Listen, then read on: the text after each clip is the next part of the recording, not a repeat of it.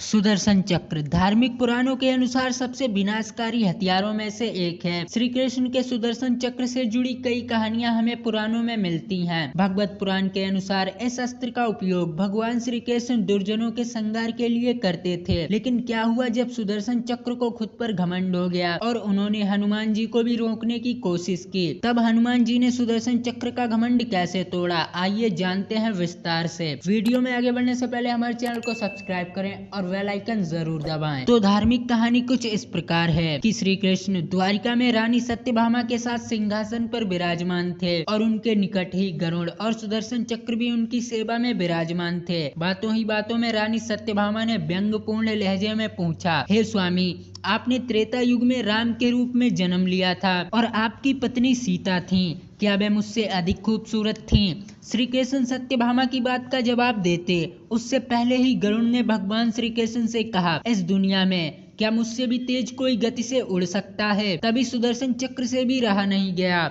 और वे भी बोल पड़ा, भगवान, मैंने आपको बड़े से बड़े युद्धों में विजयश्री दिलाई है, क्या मुझसे भी बड़ा इस दुनिया में कोई है? क्या मुझसे भी बड़ा इस दुनिया में कोई है? द्वारिकाधीश समझ गए कि तीनों को अपने ऊपर घमंड हो गया है और प्रभु मन ही मन मुस्काने लगे। तीनों का अभिमान तोड़ने के लिए कृष्ण ने गरुड़ से कहा कि शीघ्र जाकर हनुमान को बुलाकर लाओ, उनसे कहना भगवान राम और माता सीता उनका इंतजार कर रहे हैं। गरुड़ भगवान की आज्ञा लेकर हनुमान को बुलाने उड़ चला। इधर श्री कृष्ण ने सत्यभामा से कहा कि देवी, आप सीता की तरह तैयार हो जाएं, और श्री कृष्ण ने राम का रूप धारण कर लिया। तब श्री कृष्ण ने सुदर्शन चक्र को आज्ञा देते हुए कहा कि तुम महल के प्रवेश द्वार पर पहरा दो और ध्यान रखना कि मेरी आज्ञा के बिना महल के अंदर कोई भी प्रवेश न करने पाए। सुदर्शन चक्र ने कहा, जो आज्ञा प्रभु, और महल के प्रवेश द्वार पर तैनात हो गया। इधर गरुड़ ने हनुमान से कहा, हे बानर श्रेष्ठ, भगवान राम हनुमान से मिलने द्वारिका पधारे हैं, आपके लिए आमंत्रण लाया हूँ,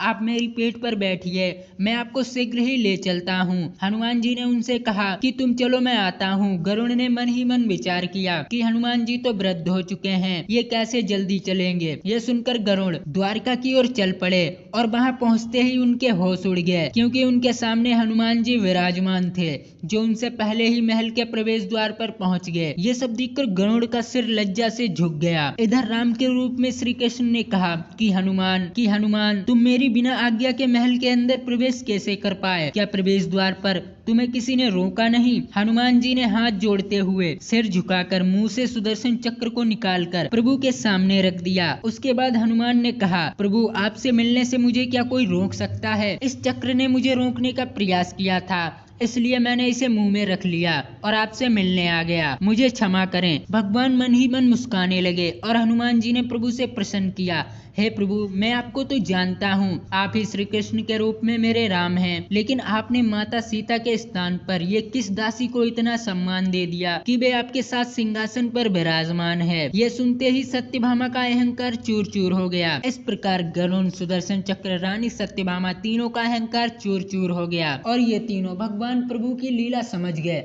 मित्रों, हमें जीवन में कभी भी घमंड नहीं करना चाहिए। वीडियो पसंद आई हो तो एक लाइक जरूर करें, चैनल को सब्सक्राइब करना ना भूलें।